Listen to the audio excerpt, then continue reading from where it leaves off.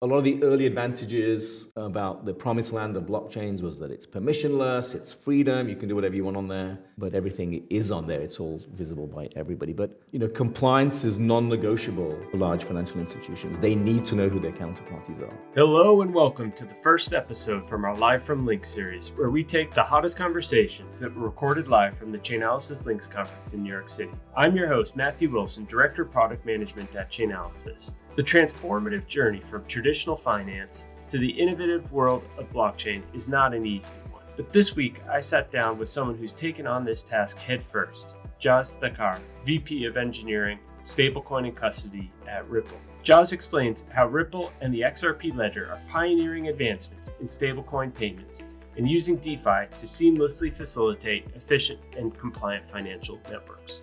He explains XRP Ledger's decision to focus on native features over smart contracts, emphasizing security, payment optimization, while revolutionizing cross-border payments, enhancing liquidity, and ensuring compliance with evolving regulations. Find out why XRP is all the rage in 2025 and what their team is building with the XRP Ledger project. Before we jump into the episode, we know that these episodes from Links might give you a little anxiety about not being there in person. But don't stress, Chainalysis provides you exclusive access to the free virtual event. You will get optimized access for multiple jurisdictions, including the Americas, Asia Pacific, Europe, Middle East, Africa, and a glimpse of the next generation version of Reactor, including our new data platform and fraud prevention strategies. So head down to the show notes to register and secure your spot to the event that suits your time zone.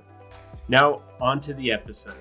Welcome. I'm really excited today to talk to Jas Takhar, Vice President Software Engineering from Ripple. Personally, I'm really interested to learn about how Ripple and the XRP Ledger is planning to introduce stablecoin payments and decentralized finance as part of the XRP Ledger. But first, before we get into the more technical side, Jas, I'd love to learn a little bit more about you and your progression from traditional finance into the world of crypto.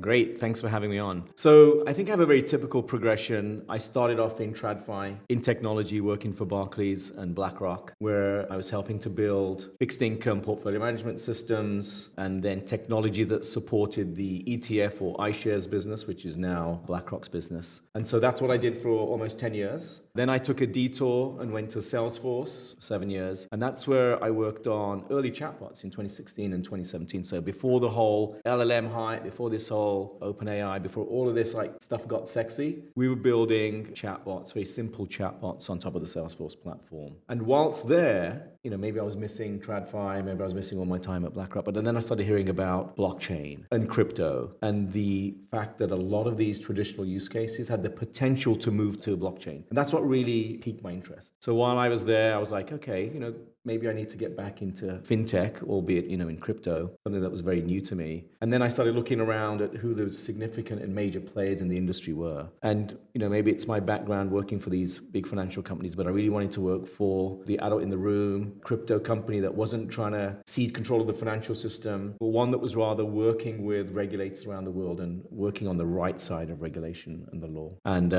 Ripple was it. 4 years ago, I joined Ripple, and here we are today. That's amazing. And I think most people don't realize that Ripple has been, and XRP has been a pioneer in the payment space since very early in the evolution of crypto. We call ourselves the OG company, right? Founded over 12 years ago. And I think it's the first altcoin, maybe it was Litecoin, to launch after Bitcoin. So it's very, very early days. And the original architects of the XRP Ledger were also Bitcoin developers. And they looked at Bitcoin and thought, wouldn't it be great to build a chain that's optimized for payments? Optimized meaning fast finality and cheap fees, and hence they built the XRP.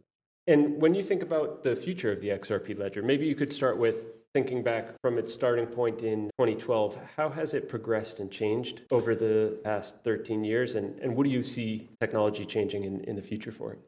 Yeah, so like I said, it's really the XRP Ledger was designed for fast payments. So payments is really at the heart of the XRP Ledger. And the XRP Ledger also differs from other popular chains today, such as Ethereum, in that it doesn't have smart contract functionality. And that was a deliberate design choice by the original architects because they thought, let's build everything natively, let's reduce the attack surface, let's not provide a Turing complete language where, there are a lot of attack vectors that are possible. And let's build a ledger that's optimized for payments, has very native features, including the DEX that are built into the ledger, and therefore put guardrails around what can be done and how certain things are done on the XRP ledger. So, like I said, it was the first blockchain built with a native DEX. And over the years, it's really added features such as transactors. Transactors are small programmability modules that provide features such as escrows. So very payments, sort of financially related features and functions have been added natively. Over the years, NFTs were added, so that happened in 2022. In fact, I was in this very hotel in 2022 for, God knows, I think it was called like NFT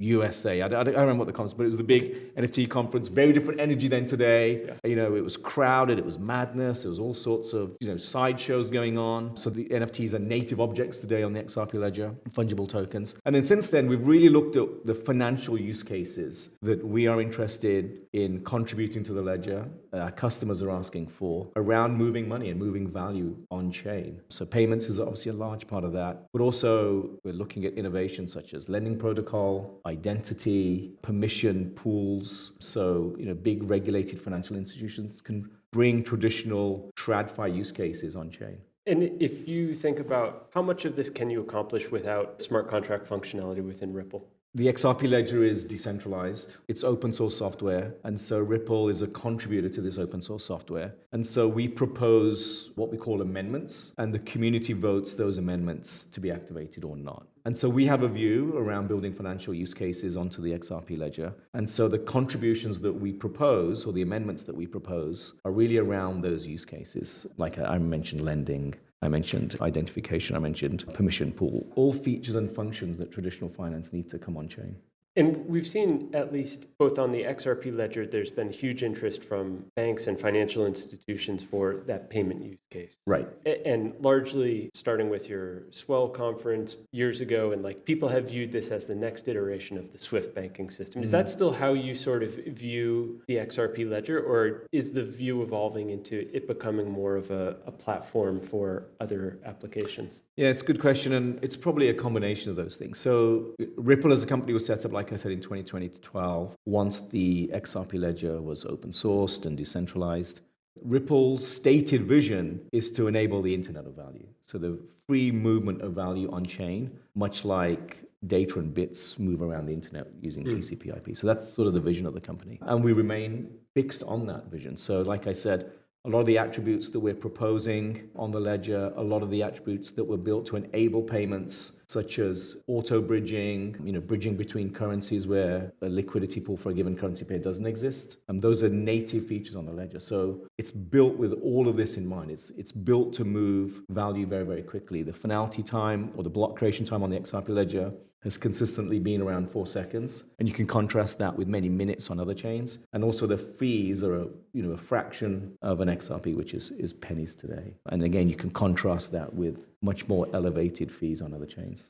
With your experience working for some of the best technology companies in prior roles, and now you're working in something that is decentralized in decision-making and processes and thought, what are the differences and how does that feel from an engineering culture? Yeah, it's a good question. But really, Ripple works on two fronts. The first front, like we've just talked about, is making contributions, proposing amendments to the XRP Ledger. And Ripple may have a view on, hey, this feature would be great to add to the XRP Ledger, but we don't control it.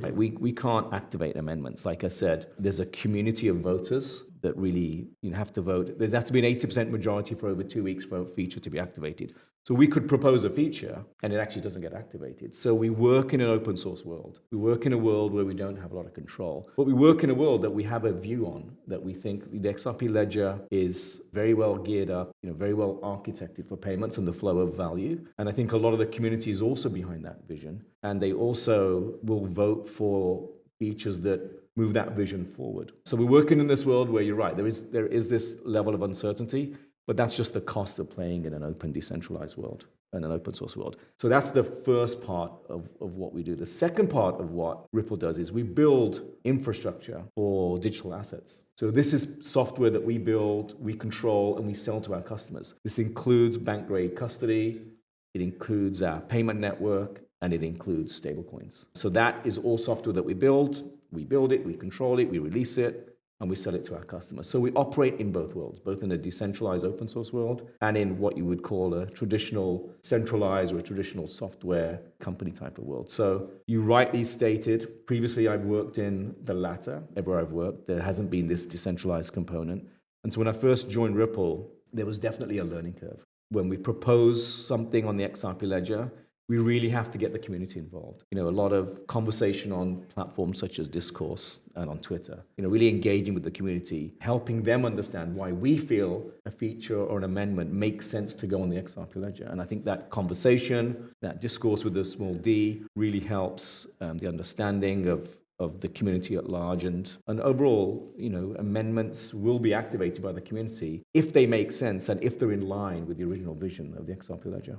And so your previous roles, I imagine you're trying to convince a CEO or a managing director, and now you're trying to convince the XRP army, who could be comprised of anonymous cartoon characters and Twitter profiles and Discord characters. What is that like, and how do you sort of build consensus in this very free-flowing, decentralized world? Yeah, so I would answer that question first by saying there's the decentralized community of node operators that actually vote on amendments. And so these are large institutions, these are academic institutions around the world, and also, to some extent, reputable individuals that know how to run nodes. So they operate nodes globally as part of the decentralized network. And like I said, there's concept of a group of node providers that actually vote on amendments. So they vote on the changes. And I think there's 34 of them at the moment. So 80% of them have to vote yes on an amendment for more than 2 weeks for it to be activated on the network. So there's that side of the community, which is the node operator community. And then there's I think in the classical terms, the XRP army. And these are just holders of XRP, incredibly passionate bunch of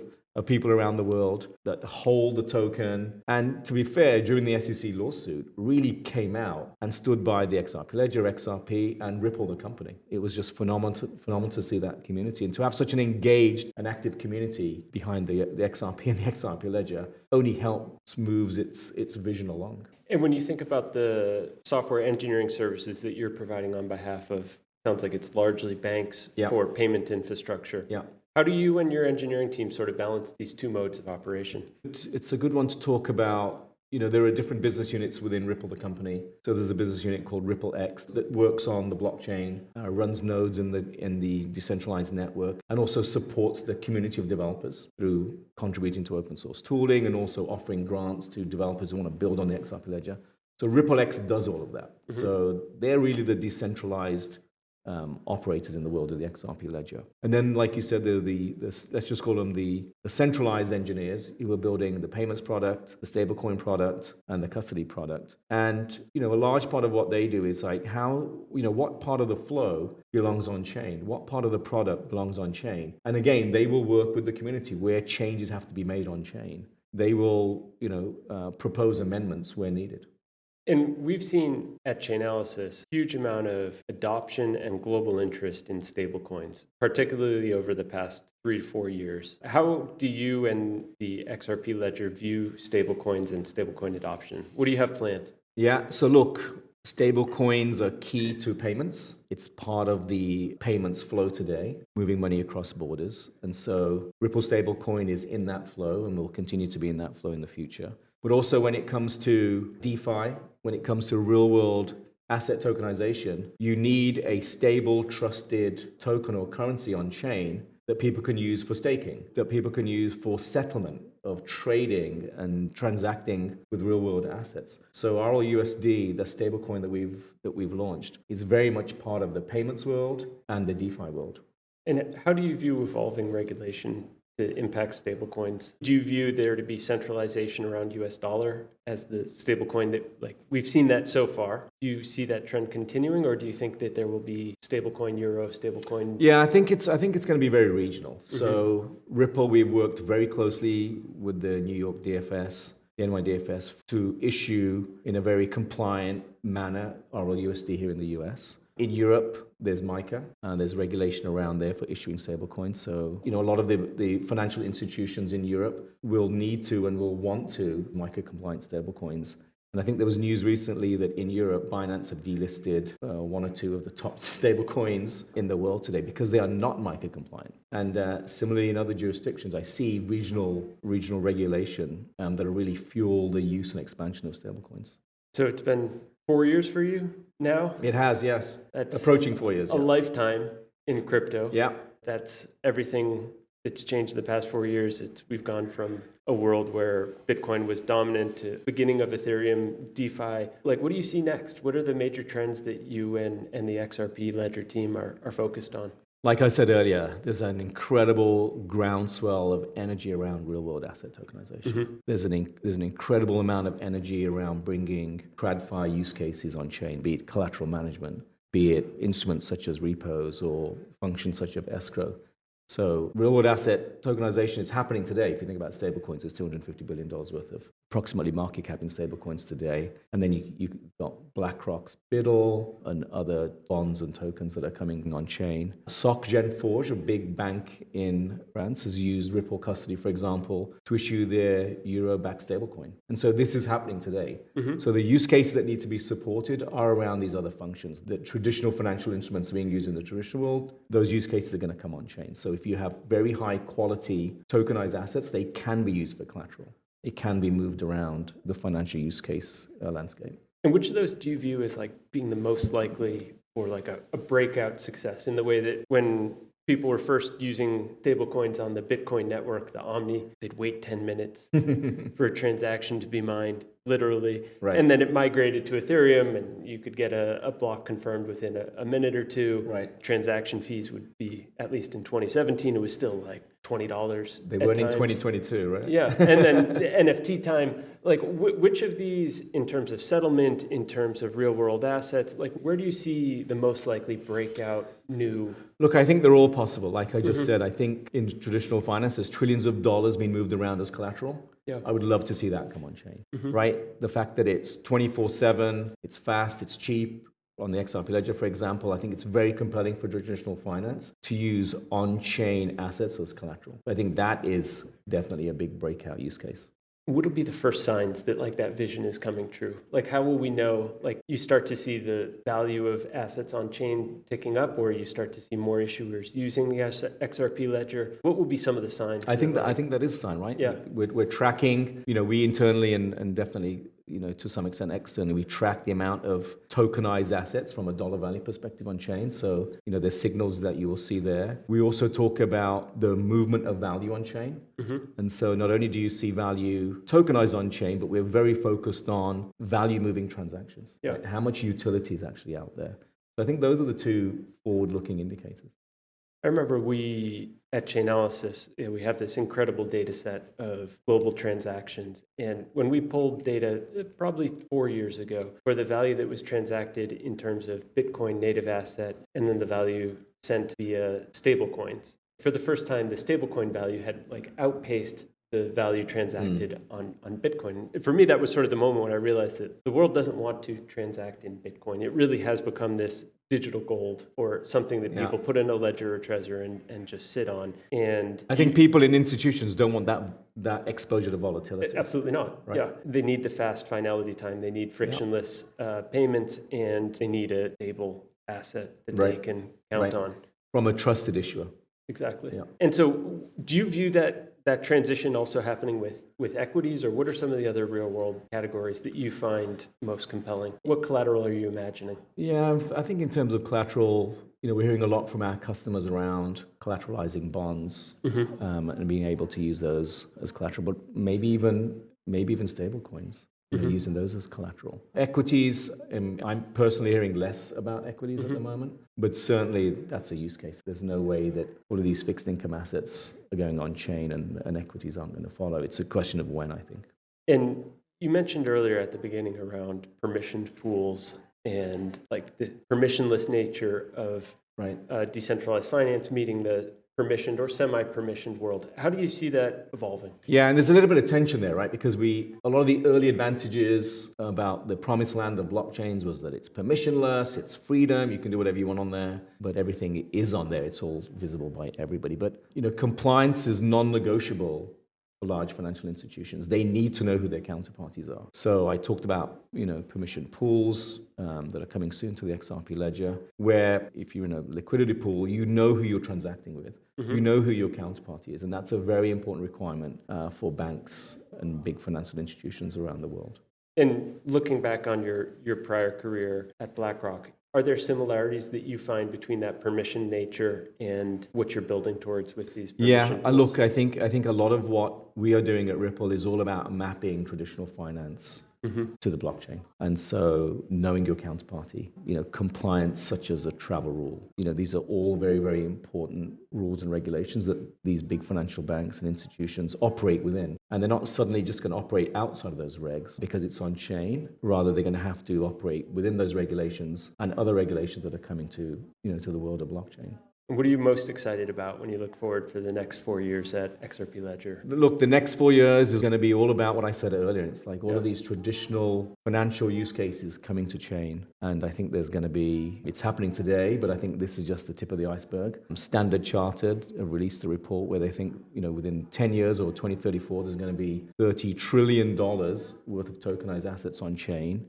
A significant proportion of global GDP. That's very exciting. The opportunities that are out there and the prospect of innovation are huge with all of that liquidity and use cases on chain. And how do we provide ample security and trust in this world where there are $30 trillion of assets on chain? And over the past month, we witnessed the biggest financial theft to occur ever with the Bybit hack, $1.5 billion. How does someone prevent their bond portfolio from being swept away in a single transaction by North Korea?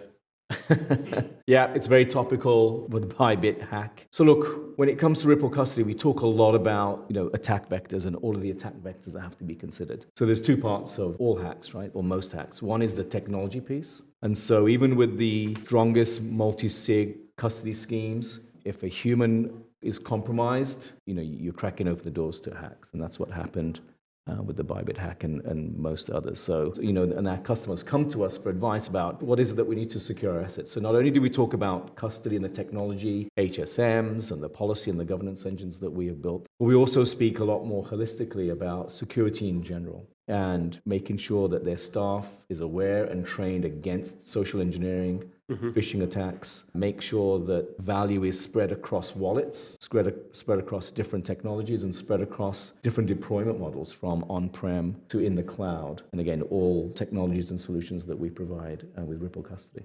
And so today we're here at Chainalysis Links. We call this the Super Bowl of crypto crime internally. we love it. We've had the conference for, I guess now 6 years or so. Curious to hear takeaways that you've had so far. And then I'd also love to learn a little bit more about your upcoming conference in June. Great. Yeah. So look, every time I come to a conference such as this, it's all about the energy. It's all about bringing the community together. So that's the main takeaway I have.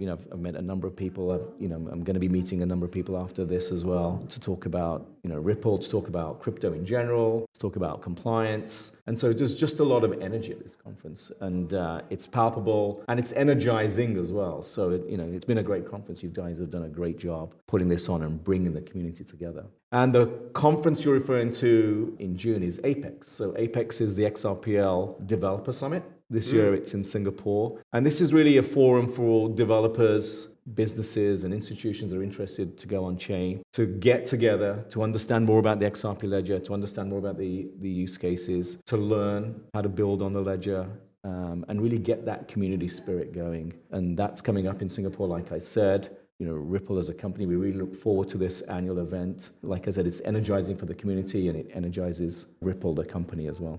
Amazing. That's really great. And then for listeners, curious to hear, best way to connect with you, whether it's social media or the XRP Ledger and different decentralized entities. Tell us how we can follow I'm along. personally on LinkedIn and on Twitter, although I'm more of a reader than a poster. But there's great Ripple voices that are on Twitter. You should definitely all subscribe to David Schwartz, our CTO and original author. Not only will you learn a lot about the XRP Ledger and the community at whole, but he tells great jokes. And same with Ripple, the company. Our different business units are on Twitter, are on LinkedIn. So we have a great team, communicates the vision and our product vision and our products that we offer across social media.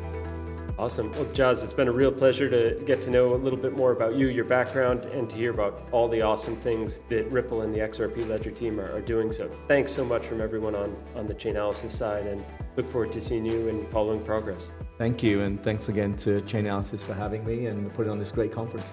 Wow. It was great sitting down with Jas face-to-face at Links and hearing all the interesting things that XRP Ledger is up to. Before you continue walking your dog, working out, or sneaking in this quick podcast on your lunch hour, you may not have heard that the FBI has released their annual IC3 report, and it shares some horrifying stats on crypto-related scams, including 149,000 complaints which reference crypto in the past year alone, 9.3 billion in total losses, which is up 66% year over year. Victims over 60 years old lost 2.8 billion, often through pig butchering scams. These are staggering numbers, and the team breaks down some of these key concepts in our recent LinkedIn post. So head on down to the show notes and check out our post to find out more about the top threats and how Chainalysis-led Operation Spincaster is fighting back. And P.S., I hope you enjoyed this episode.